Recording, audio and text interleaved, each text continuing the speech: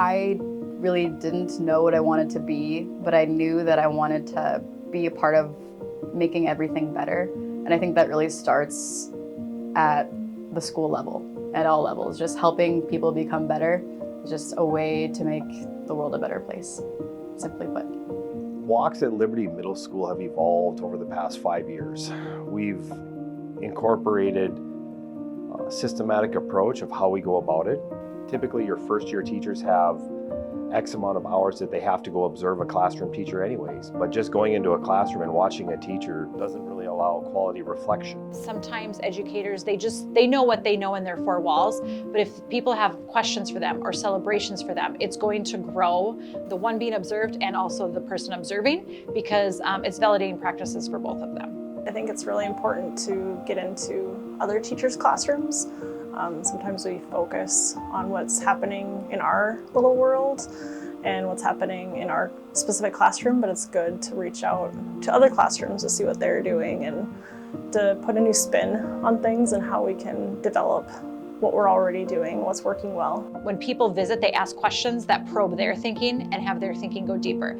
I think anytime you go on a learning walk, specifically if you're new to a building, you might not be your first year teaching, but it's still a massive building that you're trying to get to know people. And so in order to build collective efficacy, you got to have collegiality first. And so I think first and foremost, we're just trying to get people to feel comfortable here in the building, get to know a colleague on a different floor, and actually see maybe the ins and outs of what goes on in another content area.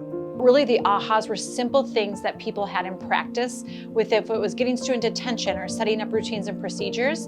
And for those visiting to see how those simple things made such an impact, I think was a big aha for those around me, and really exciting to see that we don't have to do big fancy things to have a real well-managed or well-run classroom. The biggest takeaway from the learning walk, I thought, was just the consistency that I saw from classroom to classroom. I think a lot of tracking the progress, I saw a lot of that. I think that from my elementary standpoint was only really utilized strongly in writing. I saw it utilized in a math room, a science room, and a ELA room, so I thought that was really cool to see. I think some of the best PD is from our colleagues down the hall, and by visiting learning walks in our own buildings and across buildings, you get to see instructional practices that you might not have considered. You might get to see some new assessment ideas or just classroom behavioral ideas, but really all of those instructional practices we can learn from our peers. I would say don't ever think you're too good or too veteran of a teacher to go on a learning walk. If you think you know everything about teaching, you're in the wrong profession. I've heard somebody been in education for 20 years and say it's the best professional learning opportunity I've had, because it's authentic, it's real. And I think sometimes we overlook the fact that we can continue to learn, even if it's going on a learning walk that is very goal specific to what we need. It might spark an interest, and it might then build an opportunity to collaborate with other educators to maybe change our practices of what we're doing or enrich the practices that we're doing, not necessarily change them all the time. It's only going to help you as an educator. It's only going to make you feel more confident and more comfortable in a classroom. It's only going to help you get more ideas in your own classroom and more ways to just better yourself and better the future of your kiddos. They were literally listening to 6th, 7th, and 8th grade students talk about their own progression of their learning within that specific content class. And I think a lot of them were blown away at how articulate the students were in being able to describe what their learning target was, how far they've advanced in that learning target, and what next steps they need to do to ensure that they're successful with that. I think that was the one that really just stood out the most. That was the most common that people were really talking about at the end of the day. One thing that I would really take away is just how amazing it was to see student-led learning, how in charge they were, how responsible they were, and just carrying that through every single grade was really, really great to see. Probably the personalized learning. I understand that I might not potentially be there at this exact moment in time, but it's something I would want to strive to get to in the future.